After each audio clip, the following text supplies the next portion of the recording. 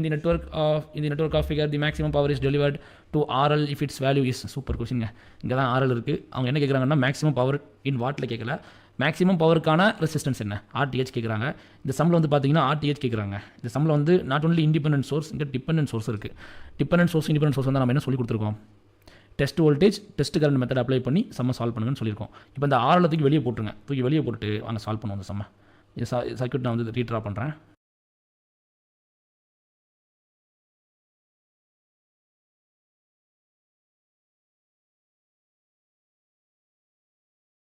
Right, இங்கே என்ன இருக்குது 40 இருக்கா, 40 ஓம் இருக்குது, இங்கே 20 ஓம் இருக்குது.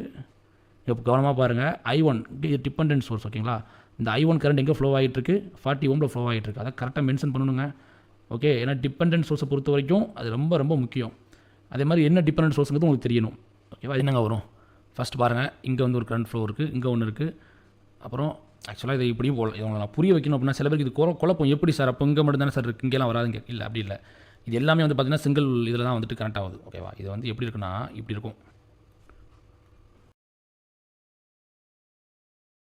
என்னங்க வரும், கேசிஎல் வந்து நான் வீட்டில் அப்ளை பண்ணேன் அப்படின்னா ஃபஸ்ட்டு 0.5 I1 அப்படிங்கிறது வந்து என்ட்ரு ஆகுது கரெக்டுங்களா. என்ட்ரானா மைனஸ், ஸோ மைனஸ் 0.5 I1.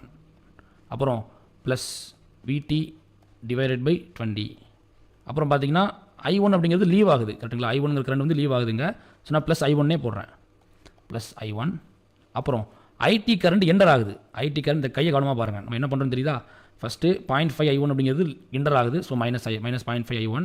அப்புறம் VT பை 20. அப்புறம் எனக்கு I1ங்கிறது வந்து லீவ் ஆகுது. லீவ்னா என்ன, மைனஸ் இல்லை ப்ளஸ்ஸு. அப்புறம் ஐடிங்கிறது என்டர் ஆகுது, so minus ID equal to 0.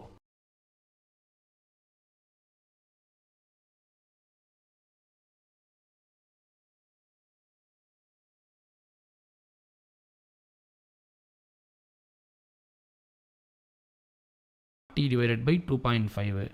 அப்போது 400 divided by 25. 25 into 8 வரும், 25 into 8 வரும் பார்ப்போம். 25 8 வரும், 14 minus எஸ் 200 தானே வரும், 16 20 தான் வரும். ஓகே, அப்போ வந்து நம்ம 5 5 சார் போடலாம், 8 5 சார் 0. ஓகே, அப்புறம் என்ன 1 5 சார் 5 16 ஓம். இது ஆப்ஷனில் இருக்கான்னு பாருங்கள், 16 ஓம் ஆப்ஷனில் இருக்குது. எஸ், ஆப்ஷன் ஏ தான் இந்த கொஷினுக்கான கரெக்டான ஆன்சர்.